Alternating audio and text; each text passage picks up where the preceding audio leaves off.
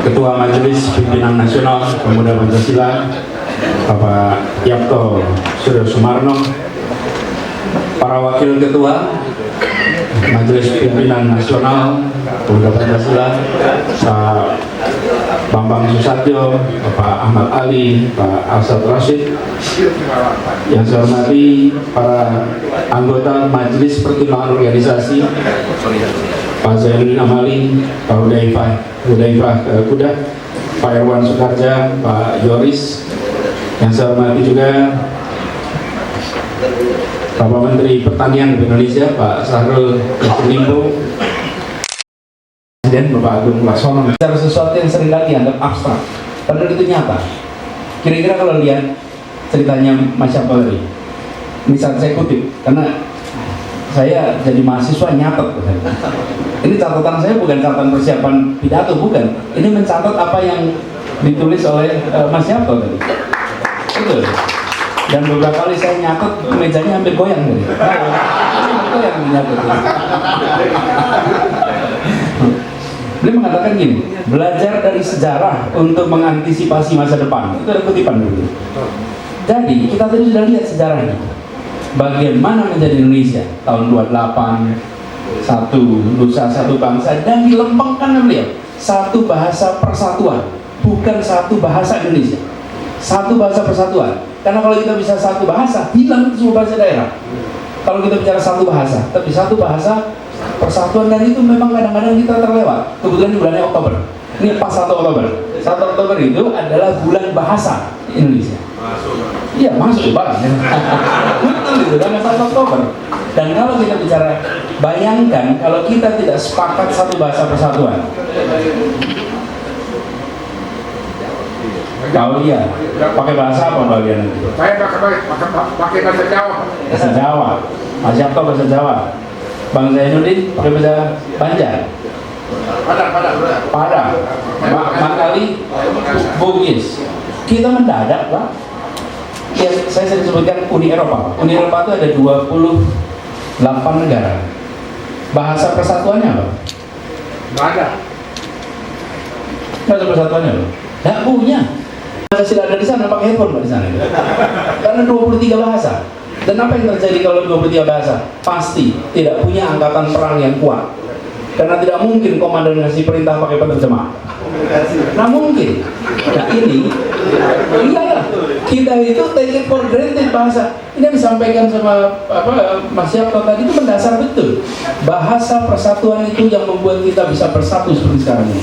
Tanpa penerjemah dan setara. Saya membayangkan Mas Yapto dari Solo, keluarganya.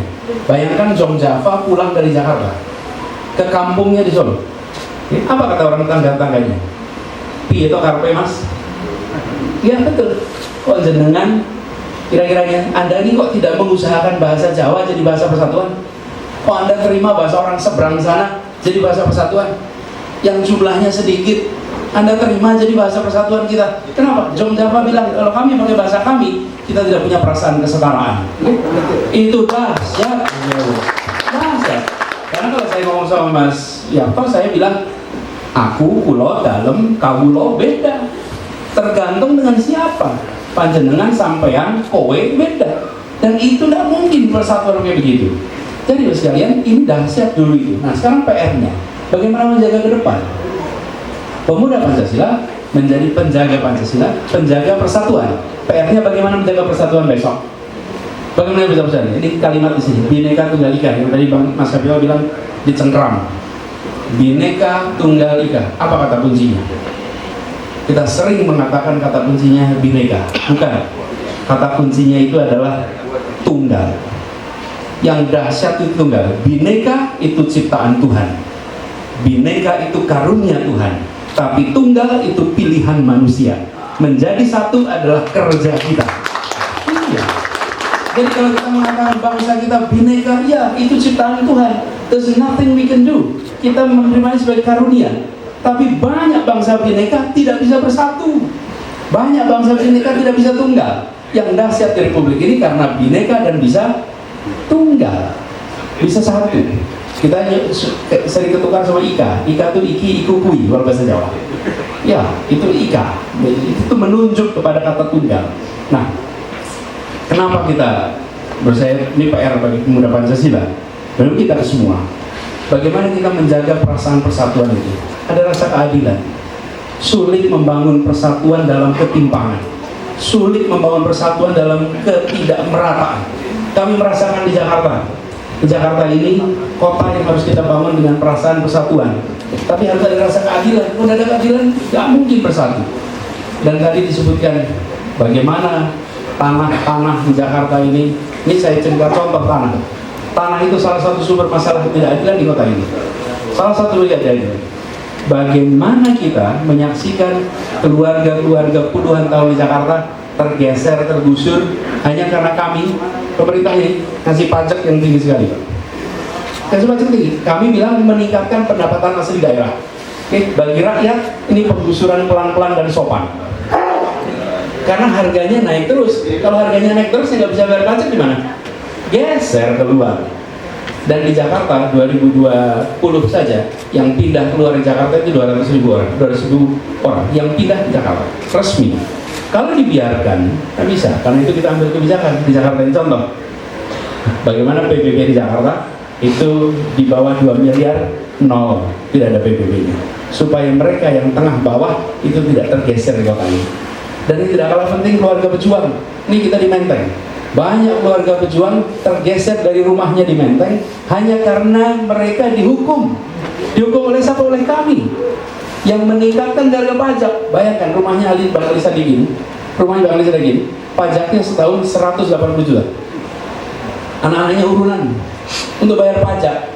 Orang yang berjasa untuk kota ini, rumahnya kita pajakin 180 juta di tempat ini. Bagaimana keluarga pejuang di kawasan ini satu persatu anak cucunya tergusur.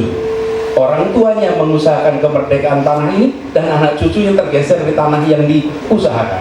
Ini kalau didiamkan terus, nah akan kita merasakan namanya perasaan persatuan. Nah ini PR kita sama-sama. Nah kita berharap nanti bukan hanya Jakarta kita bicarakan. Kita bicarakan tentang bagaimana persatuan itu terjadi di Indonesia. Jadi bagaimana kita bukan ini soalnya Masuk orang tuh. ini bukan kalau saya mau menggunakan pemuda Pancasila maka gitu maksudnya. Jadi ya nggak sampai mana tadi itu. Jadi kita harus mengikhtiarkan. Kenapa? Bayangkan harus kalau tadi saya meneruskan Mas Yarto, satu bangsa terbentuk 28, satu negara terbentuk 45, satu negara. Okay? Lalu satu teritori deklarasi Juanda. Deklarasi Juanda itu 1958. Tapi UN Clause baru muncul tahun 82. 25 tahun perjuangan, betul ya? Ini udah ketiga nih. Satu bangsa, satu negara, satu teritori. Ada 1/4 yang ini PR kita sekarang. Menjadi satu perekonomian. Ditandai dengan apa? Dengan harga barang setara di seluruh wilayah Indonesia. Setara. Dari Banjar ngomong bahasa Banjar, rombongan dari Bugis ngomong bahasa Bugis, yang dari Sunda bahasa Sunda. Tiap meja itu rombongan itu. Tapi ada satu yang unik, saat mereka pesan makanan, semua pesan dengan bahasa Indonesia. Iya, itu betul itu. Dan itu luar biasa ini fenomena. Perhatikan, kalau mereka sendiri dan tidak ada perasaan seakan-akan kita ini beda. Bapak sekalian, keindahan itu luar biasa. Dan pemuda Pancasila makin solid dan kukuh dengan konsisten dengan nilai awal perjuangannya. Karena sosial bagi seluruh rakyat Indonesia.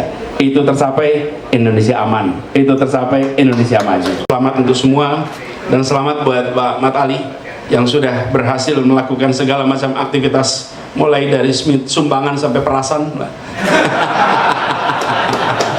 Karena keterampilannya lengkap gitu, keterampilan lengkap gitu.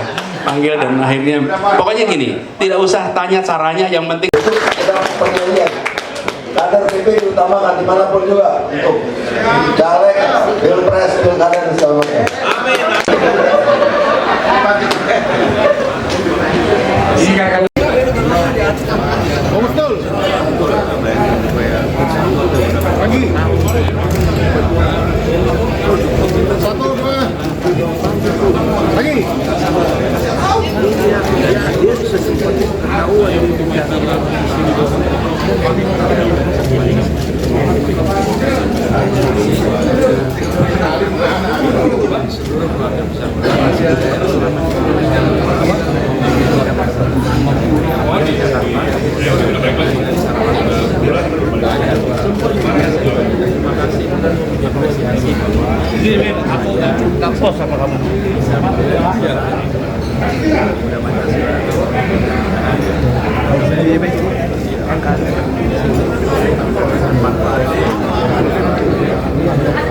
Anies, apa alasannya Pak jadi anggota PP Pak?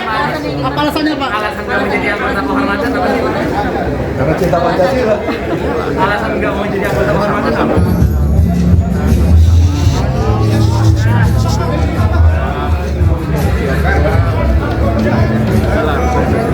Ini musiknya dulu. Pak, apa ini menjadi kendaraan politik Bapak Pak? Pak, apa menjadi kendaraan politik Bapak? Akan menjadi kendaraan politik Pak? Iya Pak. Apakah menjadi kendaraan politik Bapak Pak?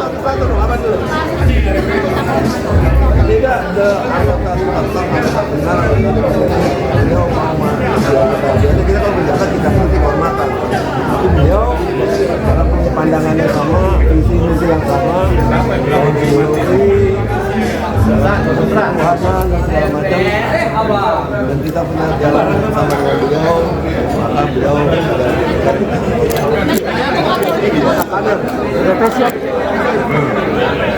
PP siap dukung kalau Pak Anies maju Pak. tugas setiap anggota pemuda Pancasila kalau ada kadernya mengajukan diri maju untuk jadi pilek, pilpres, pilkada, kita utamakan bagi kader. Kita orang lain yang kita nggak tahu. Itu wajib. Anies itu modal Pak. Anies itu jadi modal Pak. Jadi modal dukung oleh lebih dari 50%. Ini Pak jadi modal capres Pak.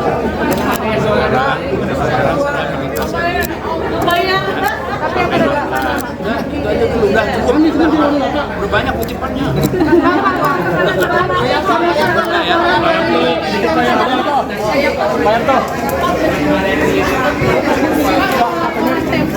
KPK mau kriminalisasi Pak soal perundungan. Menjadikan tersangka Bapak gimana Pak? Sebelum partai politik mendeklarasikan diri hukumannya Pak?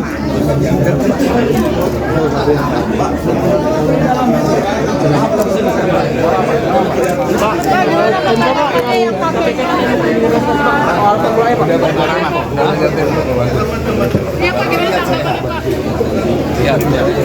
Gimana Pak komentarnya Pak? Komentarnya Pak Anies soal laporan Majalah Tempo. Katanya KPK akan kriminalisasi Pak soal formulanya Pak. Gimana Pak Anies?